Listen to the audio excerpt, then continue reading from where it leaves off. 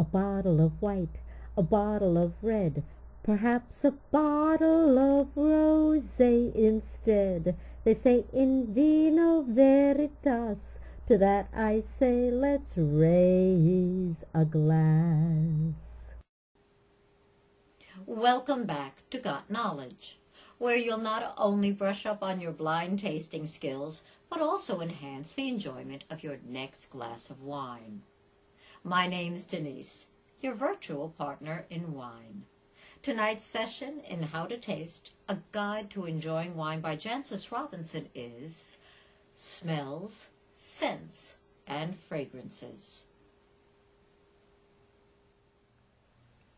I want you to close your eyes and imagine yourself sitting front row center at a Broadway show, a concert, or performance at the Met. The house lights go down. There's a hush that falls over the audience. The conductor taps on his podium. He raises his arms to begin the overture, and then there's a good reason why theaters around the globe require their patrons to check their cell phones along with their hats and coats before going to their seats. It's a distraction. And although we're not required at a tasting to check our cell phones, there are some rules we should observe out of simple consideration to our fellow tasters. Come clean. By that I mean avoid wearing any strong perfume, cologne, or aftershave. Even a fragrant soap or hand cream can distract a neighboring nose.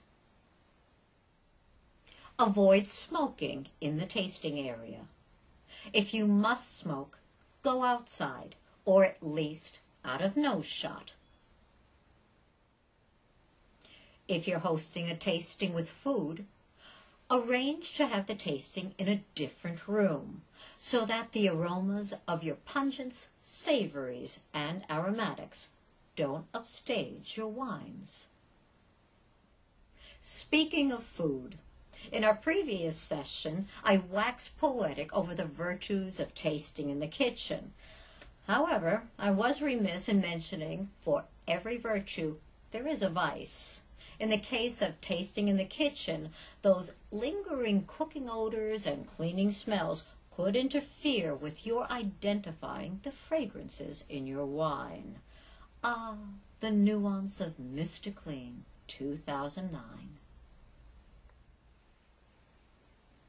Now those were the guidelines. But what about the practicality of following them? If you're attending a professional tasting, by all means, follow these guidelines. It will ensure that your bubbling conversation will not go flat. However, if you're attending a tasting in a social setting, you may find that following these guidelines a tad inconvenient. But before we turn our tasting experience into a straitjacket of do's and don'ts, here's something to keep in mind. We all come with our own personal perfume. It's what makes us, us. Whether it is our own personal aura we give off, or the odors from our environment that cling to our clothing. But instead of worrying about whether your aura or that of your fellow taster will interfere with your ability to taste, think of smells, scents, and fragrances as a kind of white noise. Like the hum of a fluorescent light, after a few minutes your brain no longer pays any attention to it. And the same is true with smells. After a few minutes, your nose moves past the white odorous noise to concentrate on more important things, like that 2007 Chateauneuf de Pape in your glass. Well, that concludes tonight's session. Tune in next week for Possible Distractions. feeling right. Thank you for joining me, and remember, got knowledge? Pass it on. A bottle of red, a bottle of white, it all depends upon your appetite. I'm here on Tuesday, so drop by. Arrivederci, ciao, goodbye.